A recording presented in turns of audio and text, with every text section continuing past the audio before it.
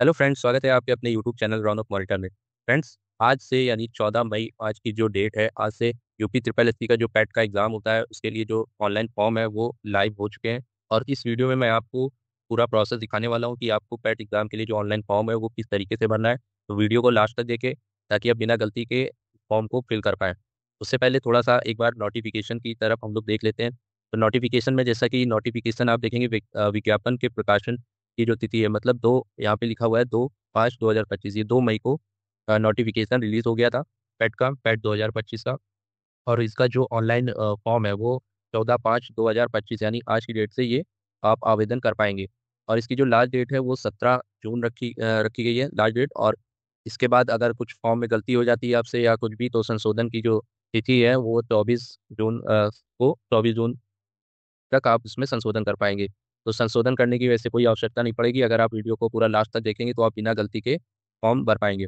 उससे पहले और आगे देखते हैं, और नोटिफिकेशन में कुछ जो जनरल बातें मैं आपसे शेयर करना चाहूँगा, जिससे कि इसमें जो यूआर कैंडिडेट होंगे जनरल कैटेगरी के, उनके लिए जो आवेदन शुल्क है 185 रुपीज़ रखी गई है। और जो ओबीसी कैंडिडेट हैं उनका भी 185 है। और जो एससी कैंडिडेट हैं अनुसूचित जाति के, उनको 95 का जो शुल्क है वो पे करना पड़ेगा। उसी प्रकार से ये जो और भी कैटेगरी के अनुसूचित जनजाति जो है उनका अलग अलग है। और अब बात करते हैं इसमें जो अब आप जो 2025 में इस बार चेंजेस हो गया है यूपी ट्रिपल एससी पैट में। पहले जो था ये 2021 से, पहली बात तो मैं आपको बताना चाहूँ कि 2021 के पैट का जो मतलब एग्जाम लिया जा रहा है, पैट एग्जाम के बेसिस पे ही जो यूपी में ग्रुप सी की वैकेंसी होती है उसके लिए अब आप आवेदन कर सकते हैं। क्योंकि बिना अगर आप पैट एग्जाम अगर आप नहीं देंगे तो आप यूपी में जो ग्रुप सी की वैकेंसी निकलती हैं, जैसे कि लेखपाल हो गया या फिर जूनियर असिस्टेंट हो गया, तो आप वो एग्ज़ाम में नहीं बैठ पाएंगे। उसके लिए आपको ये पैट एग्ज़ाम देना पड़ेगा। टी के नंबर के बेसिस पे वहाँ पे फिर आपको जो एक मतलब जैसे वैकेंसी आपकी 5,000 आई, जैसे मान लीजिए लेखपाल की, तो वो आयोग के ऊपर है कितना, मतलब कितने गुना कैंडिडेट को मेन परीक्षा में बैठा लेंगे, तो वो आपका डिसाइड होगा। आपका जो पैट एग्जाम में जो आपने स्कोर लाए होंगे उसके बेसिस पे ही आप वहाँ पर बैठ पाएंगे। तो यहाँ पर भी आपको अच्छा स्कोर करना पड़ेगा, तभी आप इन फ्यूचर जो भी वैकेंसी आएंगी उसमें आप बैठ पाएंगे। और अब जो है इसकी जो मतलब वैलिडिटी है वो गवर्नमेंट ने अब इसकी 3 वर्ष तक कर दिया है। पहले जो पैट एग्जाम था उसमें 1 साल की थी, तो 1 साल के अंदर जो भी वैकेंसी आती थी तब आप उस पैट के बेसिस पे आप वो भर पाते थे। लेकिन अब आप जब ये वाला पैट देंगे 2025 का, तो इन फ्यूचर जो भी 3 साल के अंदर जो भी वैकेंसी आएंगी यूपी में ग्रुप सी की, तो उसमें आपका इसी पैट से आप आवेदन कर सकते हैं। तो अब चलते हैं आगे, आपको बताते हैं। नीचे आपका ये सिलेबस दिया है, इसका पीडीएफ जो है वो आपको हमारे टेलीग्राम चैनल पर भी मिल जाएगा, वहाँ से आप इसको रीड कर सकते हैं। अब चलते हैं सब ऑफिशियल वेबसाइट पे। तो ये ऑफिशियल वेबसाइट है Uttar Pradesh subordinate service selection commission, यहाँ से आपको पेट के लिए आवेदन करना पड़ेगा। इसका जो लिंक है वो मैंने वीडियो के डिस्क्रिप्शन में भी दे दिया है, वहाँ से आप डायरेक्ट आ जाएंगे। उसके बाद यहाँ पर लिखा हुआ है कैंडिडेट रजिस्ट्रेशन, तो इस पर आपको क्लिक कर देना है। इस पर आप जैसे ही क्लिक करेंगे अब आपके सामने अप्लाई का ऑप्शन आएगा। यहाँ पर आप ये यहाँ पर भी आपको ऑप्शन मिल जाएगा व्यू एडवर्टाइजमेंट, तो यहाँ से भी आप देख सकते हैं जो इसका नोटिफिकेशन है, अगर आपको कुछ रीड करना है तो उसको आप यहाँ से रीड कर सकते हैं। अब यहाँ से इसको अप्लाई पे क्लिक कर देना है। अप्लाई करने के बाद में यहाँ पे आप देखेंगे जो मिनिमम एज है वो 18 लिखा हुआ है, मैक्सिमम एज इसकी जो है 40 ईयर्स है। और जो क्वालिफिकेशन है वो भी जो है वो केवल 10th पास है। अगर आपने 10th किया हुआ है तो आप पेट के लिए अप्लाई कर सकते हैं।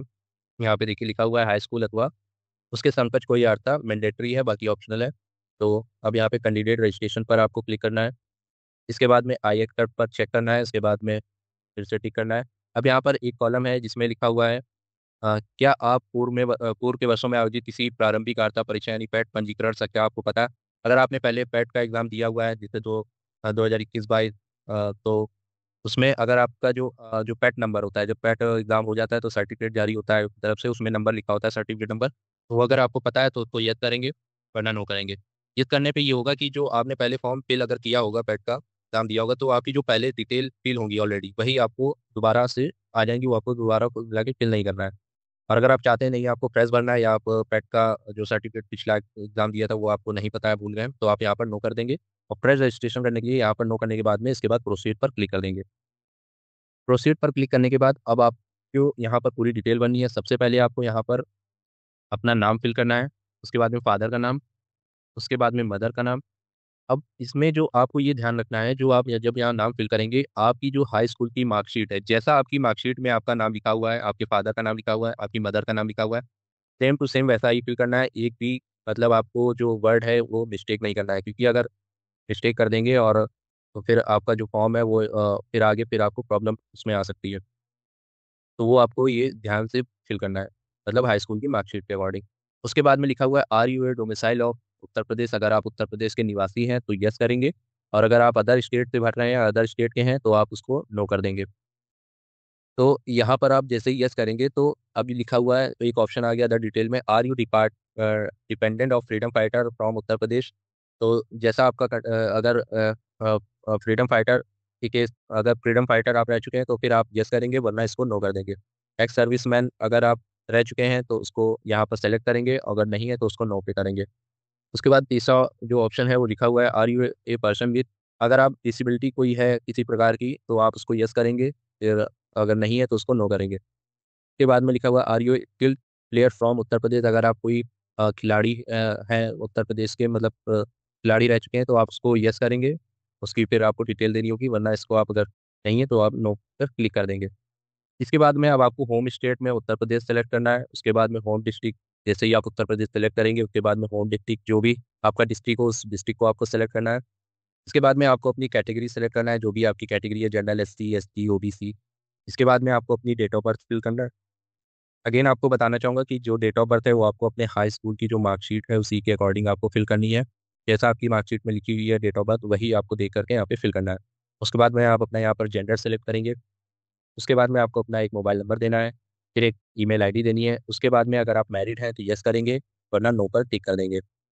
इसके बाद में एम्प्लॉयमेंट डिटेल, अगर आप यहाँ पर जैसे लिखा हुआ है employ of Uttar Pradesh government, अगर आप पहले से किसी यूपी उत्तर प्रदेश में किसी विभाग में अगर आप सर्विस कर रहे हैं तो सेकंड वाला ऑप्शन सेलेक्ट करेंगे, फिर उसकी जो डिटेल है वो देंगे। अगर आप रिटायर हो चुके हैं तो एक एम्प्लॉय का ऑप्शन सेलेक्ट करेंगे। अगर आप कभी किसी गवर्नमेंट में मतलब विभाग में नहीं जॉब करते हैं मतलब, तो आपको not an employ of Uttar Pradesh government पर सेलेक्ट करना है। अब इसके बाद में यहाँ पे आप जिसे ऑप्शन है नेक्स्ट ऑप्शन, यहाँ पे लिखा हुआ है are you claiming age relaxation. Age relaxation अगर आपको चाहिए तो यस करेंगे, वरना इसको नो कर देंगे। अब नीचे जो ऑप्शन आता है बेसिक एकेडमिक डिटेल्स में, आपको यहाँ पर सिंपली अपना हाई स्कूल का डिटेल देना है। हाई स्कूल में आपको अपना जो बोर्ड है हाई स्कूल का वो सिलेक्ट करना है, जो उत्तर प्रदेश का, जैसे कि आप देखेंगे यहाँ पर बोर्ड ऑफ एजुकेशन करके यहाँ पे आपको सर्च कर लेना है। तो जो भी मतलब आपका बोर्ड है वो आपको यहाँ से सेलेक्ट कर लेना है। जैसे ये उत्तर प्रदेश का Uttar Pradesh board of high school and intermediate education. उसके बाद में जिस ईयर में आपने अपना हाई स्कूल किया है उस ईयर को सिलेक्ट करेंगे। उसके बाद में आपको अपने हाई स्कूल का जो रोल नंबर है वो यहाँ पर फिल करना है। परसेंटेज का सिस्टम बताना है, ग्रेड है कि परसेंटेज है तो परसेंटेज की डिटेल यहाँ पर आ जाए, मतलब फिल करेंगे। ऑब्टेन मार्क्स में जो भी आपने मार्क्स गेन किए हैं उसको यहाँ पर फिल करेंगे, और जो टोटल मार्क्स है उसको यहाँ पर फिल करेंगे। परसेंटेज ऑटोमेटिक फिर कैलकुलेट होकर आ जाएगा। इसके बाद में अगर आप इंटरमीडिएट की डिटेल देना चाहते हैं तो यस करेंगे, have you completed intermediate examination, तो इसको टिक करेंगे, और उसके बाद में यहाँ पर इंटर की डिटेल आपको वैसे ही दे देना है।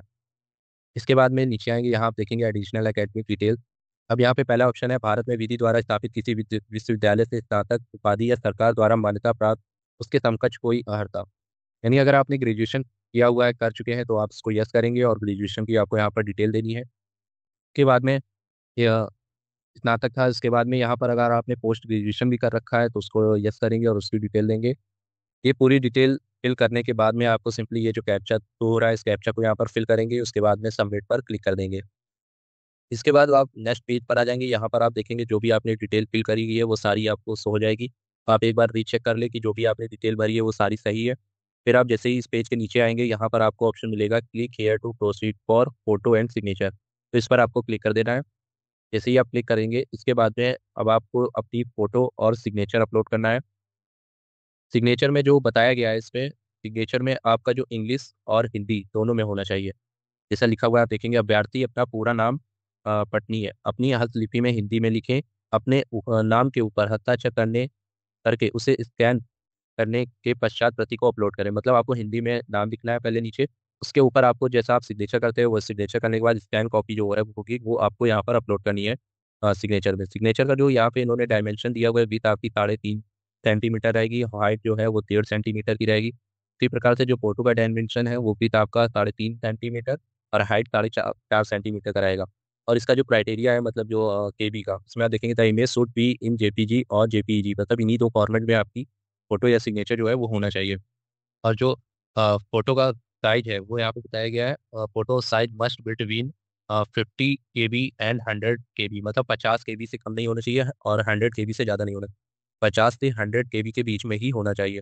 इसके बाद में वाइल जो सिग्नेचर का इसी प्रकार से बताया गया है, वाइल द सिग्नेचर इधर should be between 30 KB and 50 KB। तो 30 से 50 KB के बीच में आपका सिग्नेचर का साइज होना चाहिए, और जो डायमेंशन है उस डायमेंशन में आप इसको पहले कन्वर्ट कर लेंगे, साइज कन्वर्ट कर लेंगे, उसके बाद में सेलेक्ट फोटो करके आप इसको अपलोड कर लेंगे। अपलोड करने के बाद में यहाँ पर रिफ्रेश रीलोड आपको करना है।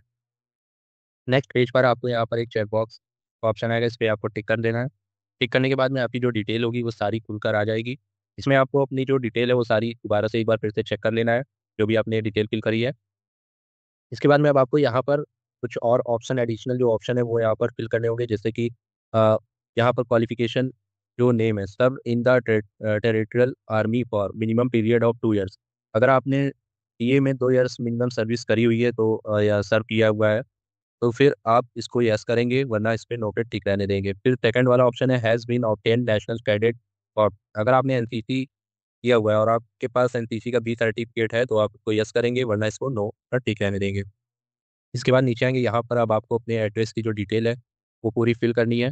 सबसे पहले यहाँ पर आपको अपना परमानेंट एड्रेस फिल करना है। परमानेंट एड्रेस फिल करने के बाद में कॉरस्पॉन्डेंस एड्रेस अगर आपका अलग है तो फिल करेंगे, और अगर आपका परमानेंट एड्रेस और कॉरस्पॉन्डेंस एड्रेस जो है वो आपका सेम है तो परमानेंट वाला फिल करने के बाद में आपको सेम एज परमानेंट एड्रेस पर टिक कर देंगे। जैसे ही आप इस पर टिक करेंगे आपका जो परमानेंट एड्रेस है वो इसमें पूरा सेम फिल हो जाएगा।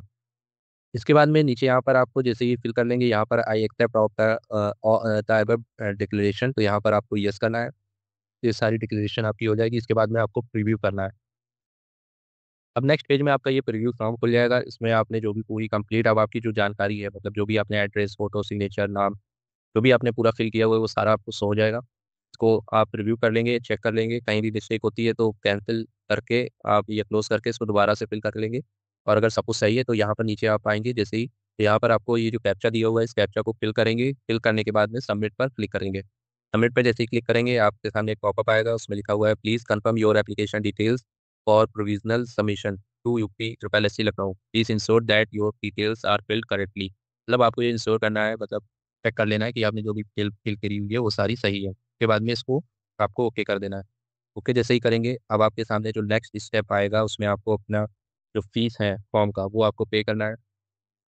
ये जनरल EWS OBC के लिए जो फीस है वो 185 रहेगी, और बाकी कैटेगरी का अलग अलग है उसी प्रकार से। तो जो भी यहाँ पे फीस होगी उसके लिए पे करने के लिए यहाँ पर आपको क्लिक हेयर टू पे द रिक्वायर्ड फी पर क्लिक करेंगे।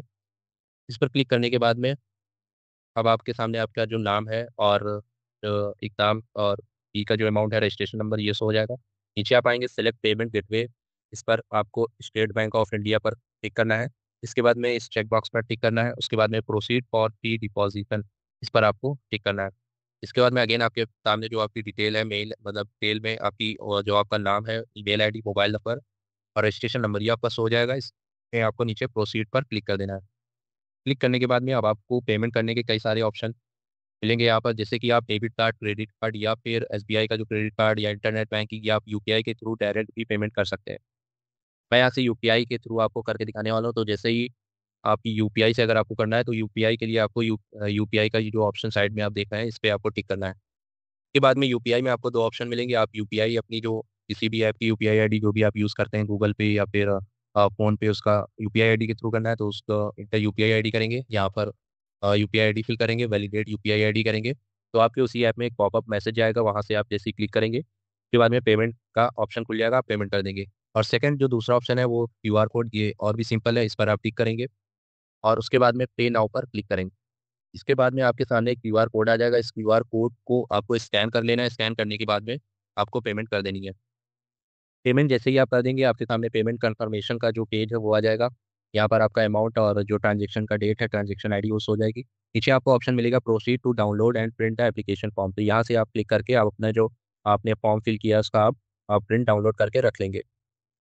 ये फॉर्म है, यहाँ पे आपको देखेंगे ऊपर ये जो ऑप्शन दिखा हुआ है प्रिंट का, इस पर आप जैसे ही टिक करेंगे तो आप इसको PDF में इसको सेव कर लेंगे। जैसे ये मेरा ये फॉर्म आ गया है कुछ इस प्रकार से, इसको आप PDF में सेव करने के लिए प्रिंट पर अपने मोबाइल से अगर आप कर रहे हैं तो आपका ऑटोमेटिक जो है PDF में ओपन हो जाएगा, वहाँ से आपको सेव कर लेंगे। तो फ्रेंड्स ये था complete process UP triple S P PAT के लिए जो आवेदन के लिए जो प्रोसेस था वो मैंने आपको पूरा कंप्लीट प्रोसेस दिखा दिया है स्टेप बाय स्टेप। अगर आपको फिर भी कोई प्रॉब्लम आती है किसी भी स्टेप में तो आप हमसे कमेंट में पूछ सकते हैं, तो मैं उसका रिप्लाई करूंगा। और अगर आपको ये वीडियो पसंद आया हो तो वीडियो को लाइक करें, अपने दोस्तों के साथ शेयर करें, और अगर आप हमारे चैनल पर नए हैं तो चैनल को सब्सक्राइब जरूर करें। मिलते हैं फिर अगले किसी वीडियो में, तब तक के लिए धन्यवाद। जय हिंद, जय भारत।